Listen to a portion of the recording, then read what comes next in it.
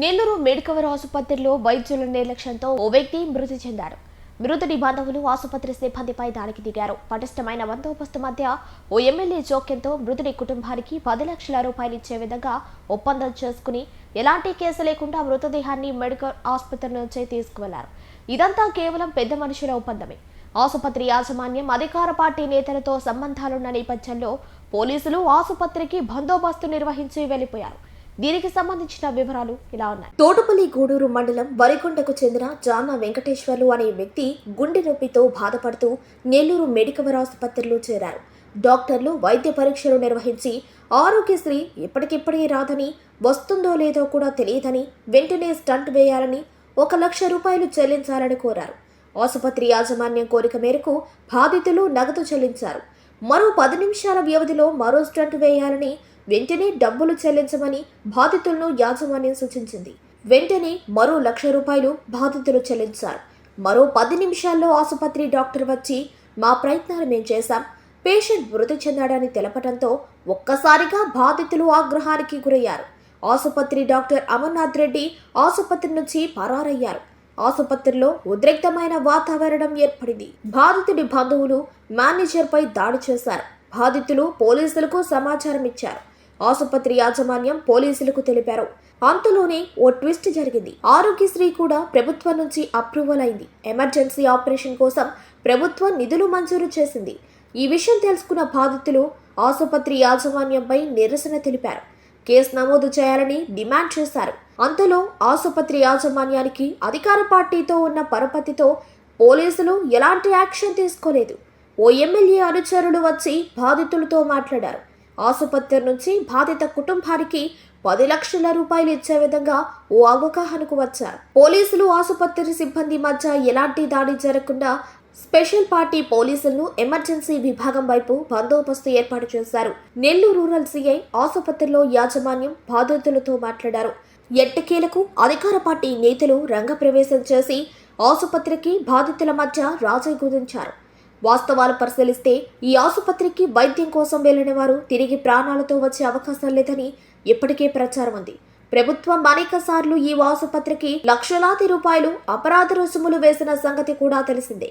ఈ మెడికవర్ ఆసుపత్రి మొదటిగా సింహపురి హాస్పిటల్గా పేరుండేది. ఆనాడు ఈ ఆసుపత్రిలో మెడికల్ మాఫియా కిడ్నీల వ్యాపారం చేశారని ఆసుపత్రి లైసెన్స్ను రద్దు చేసింది. ఆనాటి వైసీపీ ప్రభుత్వంలో కొందరు ఆనాటి అధికార పార్టీ నేతల జోక్యంతో కోట్లాది రూపాయలు చేతులు మారి ఈ ఆసుపత్రి మెడికవర్ ఆసుపత్రిగా సంతరించుకుంది. మళ్లీ వైద్య సేవల పేరుతో పురుడు పోసుకుంది. ఇక్కడ వైద్య సేవలు జరగటం లేదు, కేవలం వ్యాపారం మాత్రమే జరుగుతుంది.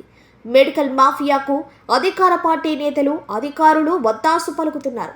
ఈ ఆసుపత్రిలో చిన్న కార్యక్రమం జరిగితే ఎమ్మెల్యేలు, పోలీస్ ఉన్నతాధికారులు హాజరు కావడంతో ఆసుపత్రి పరపతి రోజు రోజుకి పెరిగిపోతోంది. వైద్యం పేరుతో ఇక్కడ వ్యాపారం అదే స్థాయిలో పెరుగుతోంది. ఈ ఆసుపత్రిలో ఎన్ని సంఘటనలు జరిగినా యాజమాన్యానికి మార్పు రావటం లేదు.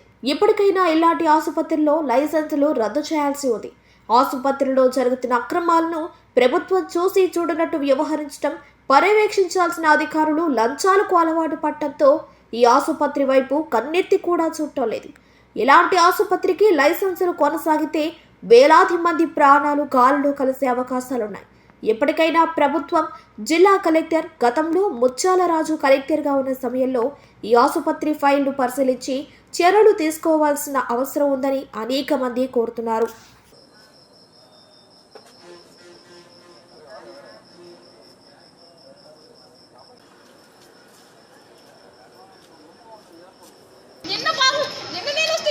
మా బాబు పిల్లాడు ఒక్కడే ఉన్నాడు ఇంట్లో.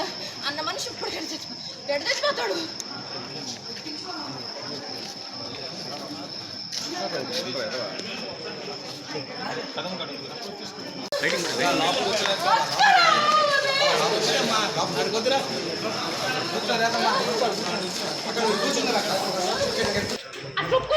నిన్న బాగుంటాడు సార్, అసలు నిన్న బాగుంటాడు. నిన్న నన్ను నాతో మాట్లాడాడు. మా వాట వెళ్ళిపోమ్మా, పిల్లోడు ఒక్కడే ఉంటాడు. ఇప్పుడు సరే అసలు సీరియస్ బాగా చెప్పాలి. మేము చెన్నైకి తీసుకోబోతాం, మా బాధ పడతాం. ఉన్న ఆస్తులు అమ్ముకొని బతికించుకుంటాం. చాలా కాకపోతే ఇంకొక హాస్పిటల్కి పోమని చెప్పాలి. చాలా కాకపోతే ఇంకొక హాస్పిటల్ ఇది ఒకటే కాదు కదా టౌన్లో ఉండేది. టౌన్లో అవసరం లేదా చెన్నైపోతాం మా బాధలు మా ఇప్పుడు నాకు నమ్మేసుకుంటాను.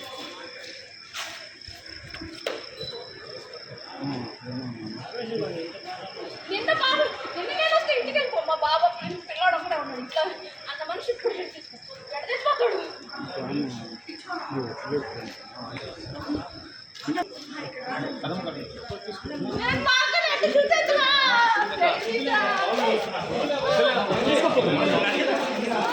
నేను వేరే డాక్టర్ని అడిగి నా ఫ్రెండ్ ఉంటే కనుక్కుంటే నేను మాట్లాడితే కాకపోతే వేరే డాక్టర్ లేదంటే వేరే నంబర్ పెట్టుకున్నా నంబర్ కూడా ఇలేదన్న. నేను వేరే డాక్టర్ని అడిగి నా ఫ్రెండ్ ఉంటే కనుక్కుంటే నేను మాట్లాడితే అదిగో మేనేజ్మెంట్ నంబర్ ఉంది అదిగో అన్నా ఎట్లీ కాదన్నా ఆ మేనేజ్మెంట్ దగ్గర ఒకటి చేసిన నంబర్ ఉంది. నంబర్ ఉంటే నాకు ఆ నంబర్ లేదు నేను ఇలేదన్న. ఇప్పుడు నేను ఒక ఫోన్లో చూస్తే ఒకటి సేవ్ చేసుకున్నాను నంబర్ అమర్నాథ్ రెడ్డి. వాడిని పిలిపించి అడగండి వాడి దగ్గర ఉంది నంబర్.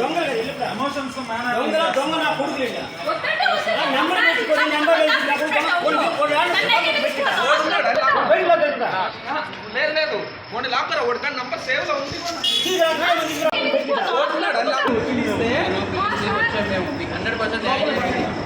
లోపల బాగా వన్ నంబర్ సేవ్ చేసుకుని లేదన్నా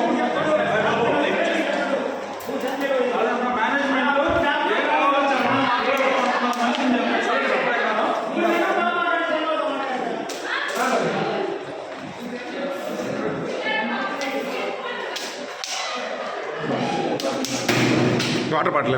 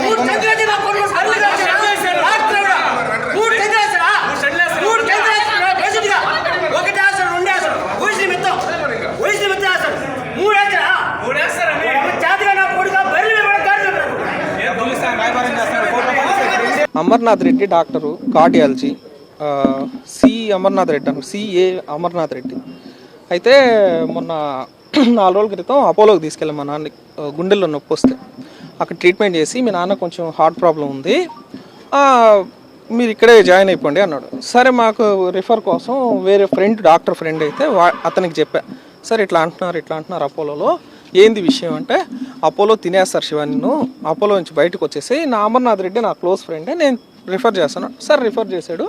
ఫస్ట్ లోటస్ హాస్పిటల్కి వెళ్ళాం, ఎక్కడ పొగతోట లోటస్ హాస్పిటల్, వాడి ప్రైవేట్ హాస్పిటల్కి వెళ్ళాం. అక్కడికి వెళ్ళిన తర్వాత నేను ఇక్కడ జాయిన్ చేసుకొని ఇక్కడ లేదు, మీరు ఇక్కడ ఇది మెడికవర్కి వచ్చేసేయండి, నేను వచ్చేస్తాను అన్నాడు. ఈ లోపల 15,000 ఎంత కట్టించుకున్నారో అన్ని ప్రొసీజర్ అయిపోయింది, కట్టేసి వచ్చిన తర్వాత 2 రోజుల తర్వాత వాడు అసలు నాకు అదేంది ఆరోగ్యశ్రీ అప్లై చేస్తున్నాడు నాకు అసలు తెలీదు. సరే తింటే తిన్నాడు, చచ్చాడు, ఆడైనా చచ్చాడు, నాకు తెలిసినోడు కదా, సరే ట్రీట్మెంట్ చేస్తాడు అనుకున్నా. ప్రొసీజర్ స్టార్ట్ చేశాడు, ఈరోజు 3 గంటల ప్రొసీజర్ స్టార్ట్ చేశాడు. ఒక్క స్టెంట్ అని చెప్పాడు నాకు, ఎప్పుడు యాంజియోగ్రామ్ చేసినప్పుడు, ఒక్క స్టెంటేను సింపుల్ వేసేద్దాము, మంచి స్టెంట్ వేద్దాం, అబార్డ్ కంపెనీది, 45,000 అవుతుంది అన్నాడు. అది చూడండి సార్ అది ఇది అంటే 40,000 ఒప్పుకున్నాడు. సరే 40,000 తీసిచ్చాను. ప్రొసీజర్ మధ్యలోనే ఇంకోటి అన్నాడు, సరే ఇంకో 40 ఇచ్చాను. ప్రొసీజర్ మధ్యలోనే ఇంకోటి అన్నాడు, అది తెచ్చిపోయి హ్యాండ్ ఓవర్ చేశాను. తర్వాత చెప్పాడు, లోపల చేసేటప్పుడు నా చెయ్యి దాటిపోయింది, నేనేం చేయలేకపోయాను, నువ్వు డబ్బులు కట్టేసి అంతా క్లియర్ చేసేసుకో, నా ప్రయత్నం నేను చేస్తున్నాను, 1000లో 1-2 ఇలా జరుగుతాయి, 1000లో 60 ఇలా జరుగుతుంది, నేనేం చేయలేను అని చెప్పి తప్పించేసుకొని వెళ్ళిపోయాడు. అది అంతే, 1 అవర్ 1.5 అవర్ ఉన్నాడు వాడు, అంతే ప్రొసీజర్ చేసి ఐసీయూలో కూడా లేడు, ఒక 15 నిమిషాలు ఐసీయూలో ఉన్నాడు. ఇది వాడు క్రిటికల్ అనిపించింది, జంప్ వెళ్ళిపోయాడు అంతే. నేను కేసు పెట్టున్నాను కదా, రికార్డ్ కేసు పెట్టుకుంటే ఏంటండి, వాడికి తెలియాలి కదా, చదువుకున్న వాళ్ళం అంటే ఏదో డబ్బులు. వీడు మా తమ్ముడికి ఫోన్ చేసంట హాస్పిటల్ వాళ్ళు, నేను సెటిల్మెంట్ చేసుకోండి డబ్బులు ఇచ్చేస్తాము అని చెప్పి మా ఓడికి చేశాడు.